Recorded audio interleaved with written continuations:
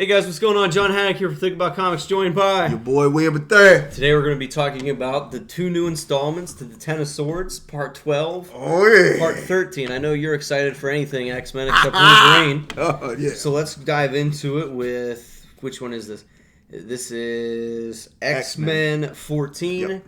Part 12. Woo! What'd you think, man? Okay, so let's just say this.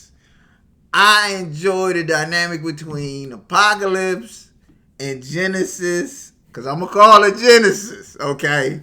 This is who Genesis. But, you know, some things happen. You know what I'm saying?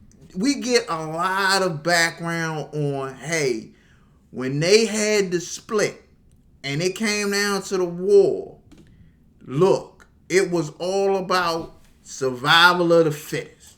It truly was. And the thing that I enjoyed about this book was not just, hey, she had to do what she had to do, but the emphasis that she put on, even though times got tough, she didn't want to take the mantle of the Horde. She didn't want to put that annihilation skull on. She wanted to just rule and just, even though these monsters are acting up and they killing and they doing whatever, look, we'll hold the tide. She tried. 100 years. 100 years went by, but she couldn't do it, so she had to put the crown on, and she thought that she could manipulate it, but nope. It brought out, I think, the worst in her, yeah. And it gave her this unchallenging purpose of, I want to rule it all. Now, here's the crazy thing about it. Do you know where you at? It's like Otherworld is straight fire. Like all these other little pocket dimensions and stuff. Do you know what you got to go through? The gauntlet that you got to go through to rule it all? And then they make it like, well, the way she looks at it, it's like, yo, she is that close. Nah, when you look at the landscape, she is so far from close, it's ridiculous. When she had to send out the 4 horsemen to go to White Sword to get him to come on to be a part of the jump, let me know that, hey, I ain't got that kind of pull. I need help. Just to get into this Saturnine situation. Okay? Understand this. As strong as she is, and they are kind of speculating that she is probably one of the strongest mutants out there. She ain't got no kind of fire for what's there. Yeah. She ain't got no kind of... And Jim Jaspers? Oh, we don't need... You know somebody that can set that whole place off?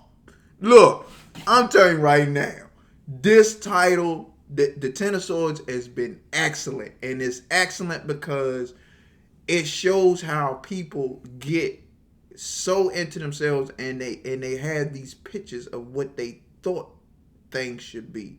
And they are actually not. Apocalypse, you see it in here with him when he's talking to Genesis. You see it with Genesis, the way she says how I have to be this person. And if you don't want it, if you are not worthy, kill you too. You know what I'm saying? This title showed us, hey, not only is this where it is, Summoner, when he talked about how things that went down, how he was so lying, he was so untruthful. He was so untruthful. But it's okay though, because at the end of the day, we are what we are, and hey, no matter what, this is gonna be a battle that none of them are gonna walk away clean from. Yeah, I mean, I agree with everything you said.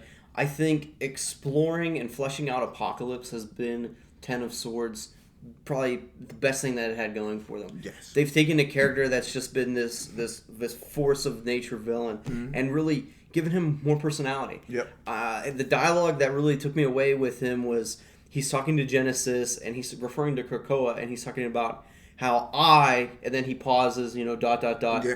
we. So now he's not just thinking of himself as this, he's not being selfish. He's fighting for Krakoa. Yep. And I think that dialogue, for me, solidified him as a complete team player. Mm-hmm. I am no longer worried about Apocalypse doing his own thing, going and trying to, be that bad guy. I see him being this force for good. Yeah. I'm really excited for where this series is going off. I know I've said it before. When this was first released, teased as a 22-parter, I was like, oh my goodness. Yeah. Because it is taking away from, Marauders had its own feel. Yeah.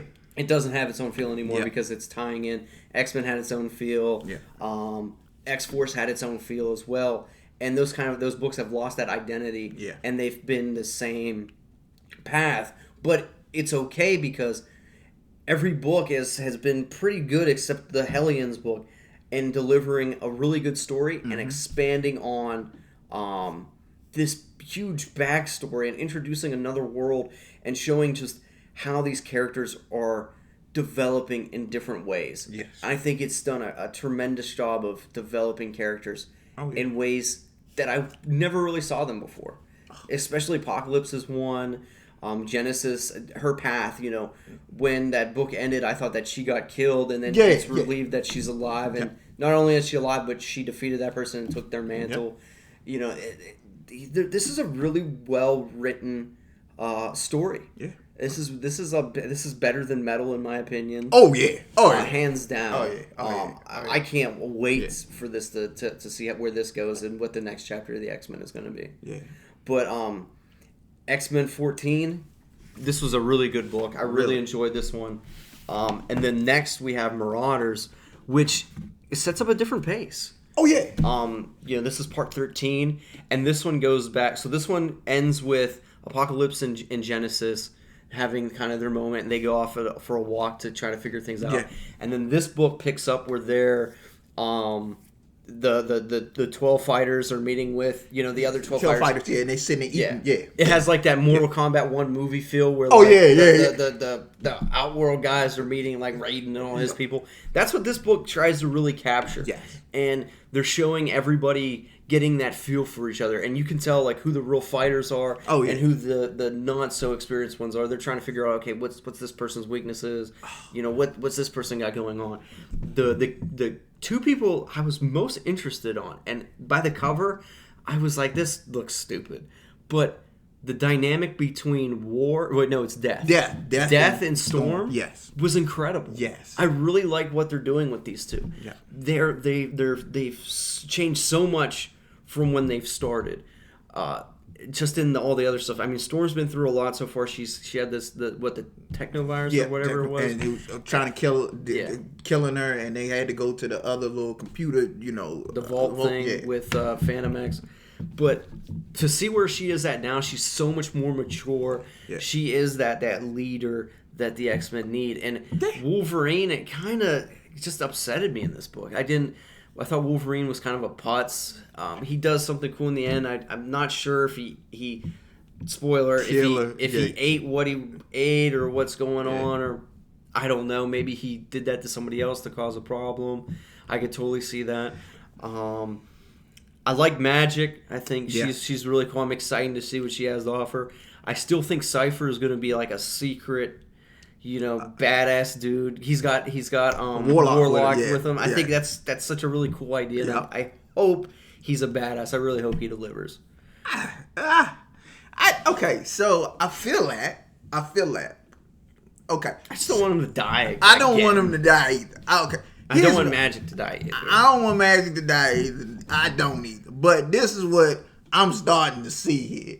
And it's bothering me tremendously because it's like, look, why are we giving Wolverine carte blanche to be reckless?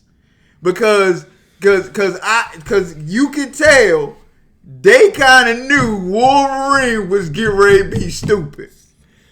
I thought he was just going to do something like dumb at the party. I didn't think he was going to go and stab somebody. I was like, what is this guy doing? When they had the mental connection and it was like, don't miss. You knew that he was going to do something stupid. You knew he was... Look, I'm like this. We have leaders that are supposed to be there to help represent the mutants. Now, Apocalypse wasn't there. So, Storm should be running. And if anything, I would think Gorgon or Magic would be second, like, hey, keep everybody together. Don't do nothing crazy. We'll test certain things, but follow suit. Don't go off script. Yeah. Okay. Even Captain Avalon now. I was like, Wolverine's mad at you. You need to shut Wolverine down. You need to be like, hey, man, we'll talk about this at another time. You drinking a little too much. I think Captain Avalon's going to bite the bullet in this storyline. I just got that feeling. Yo, it just seemed in this book that the other team had their stuff more together than the 100%. Yo! Especially with, like, Cable. I would have been intrigued to see, like, what's Cable up to, what's his thoughts, what's Cypher dealing with. I think the characters that I'm not really worried about is Betsy. Yeah. Wolverine, obviously, because he's Wolverine. Yeah.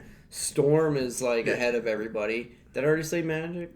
No, well, Magic. She's Magic. So it's like, okay, cool. Like, I'm curious to see how the Genesis' sister. Yeah. What's her name? That's She's all red. She has the power that she can't. She's War. She can't lose.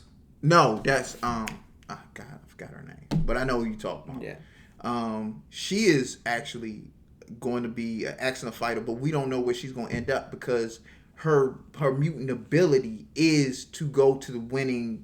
Yeah. To win. So if things change, is it an automatic type?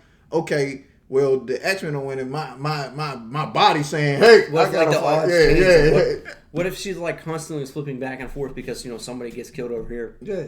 And the probability is that the X-Men will win, and then when the X-Men get killed, she goes back and forth the whole time. I think that'd be kind of cool. That'd be crazy. Yeah. But that dynamic shows us how well the writing is. Yeah, this is I can't stress that enough. The writing in this has been really, really good. The problems that I've had with when this X-Men relaunch first started was that Hickman would start something and then let it go, and it wouldn't get solved. Here, everything is a constant flow. Yep. Every week you're picking it up from where you left off, and you continuing. Yep. That's what's making Ten of Swords really, really good. It's showcasing just how much of a good writer Hickman can be. Yeah. It's showcasing, and Tiki. Yeah, and how it's showcasing how much the X-Men can be cool. Yeah. Even though people have been like hating on them, like, oh, they're like terrorists or whatever. Now they're doing their thing. It's like we've seen the same thing in the X-Men for how long, and this is something different. And I think it's important that as fans that we try to embrace something new, and so that we get something. I mean, if we keep. We're always going to buy comics and stuff. Yeah. And I think you have to go out there and try something new. I mean, me and you don't read Teenage Mutant Ninja Turtles. We ended up getting Last Ronin, and we were like, whatever. But and there's so many books that we go out and get and we're just like, oh, goodness, this is not good. And X-Men is something that I haven't really dived into my entire life. I've kind of been hit or miss with them. But I've really enjoyed Ten of Swords because of the whole... Look, this is something totally from left field. Yep. You wouldn't see this coming at all from X-Men, and that's why I like it. Oh yeah, I'm all in. Yeah, it definitely, guys. This is something you need to check out. Ten of Swords is a really I think it's a hidden gem. I think a lot of people are hating on some of the stuff in X-Men right now, but this is awesome. I really enjoy it. Yeah. But yeah, guys, as always, hey, give us a like, give us a subscribe, hit us up in the comment section. We love having that dialogue with you guys. We like getting back and forth, hearing you guys' feedback. As always, guys, be safe. Peace.